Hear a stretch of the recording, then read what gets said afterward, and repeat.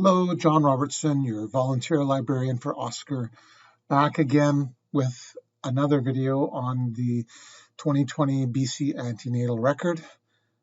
This is part 4 now, and we've managed finally to get to the second page. We're just going to jump here and click on part 2, page 1. And when we get to part 2, we can start filling these out. The same rules apply. If something has a purplish color to it, it will do either a calculation or jump to the chart for you. If it's grayed out or the text area is gray, this information's been pulled from the chart and you won't be able to update it. Also with the check boxes, if the check boxes don't have a white background but more have a grayish background, then those ones aren't active and they won't become active until the preceding text area or checkbox is clicked. We can fill in part 12 here, plan place of birth at 20 weeks and at 36 weeks, and fill in a hospital. We can fill in a confirmed estimated date of delivery. And this is very important because it feeds back into calculations that you make on the first page. So for instance, if we say that the estimated date of delivery is going to be Valentine's Day, we can also say this was by ultrasound or by IVF. Let's click on that. Let's just save that for a moment. And now let's go back to part 1. Just jump back there for a second. If we now go to the age at EDD, previously it would have given us an error and said we hadn't filled out the right box on part 2 in section 12. Now that we have filled that out, if we double click here, it'll tell us that this patient will be 43 on their due date.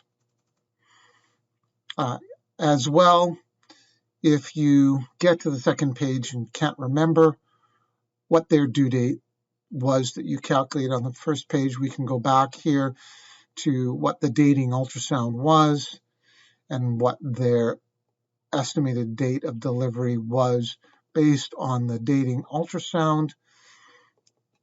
And we can copy this here with a Control-C or a Command-C, and we can go to, we should save this first, and then go to page 2, and we can paste it here, and then we can put it in that way as well. If we move on to 13, we can pick their blood type and their Rh factor. We can put in their antibody titers given a date and what the titer was.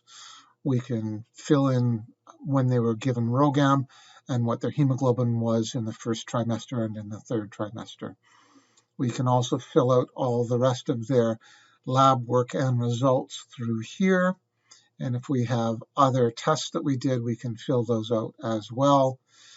Again, you see down here, if we did a test other than the ones described, we can click Other, and then this text area becomes active, and we can type it in. We can move to 14, and we can go to the perinatal postnatal depression scale. Now, that depression scale can be found in the reference pages. If we go to reference page 2, we'll find the Edinburgh Perinatal Postnatal Depression Scale as a reference for us, and interpretations and actions. Over here you'll notice the old graph that we used to see. The newest version of the BC Perinatal Services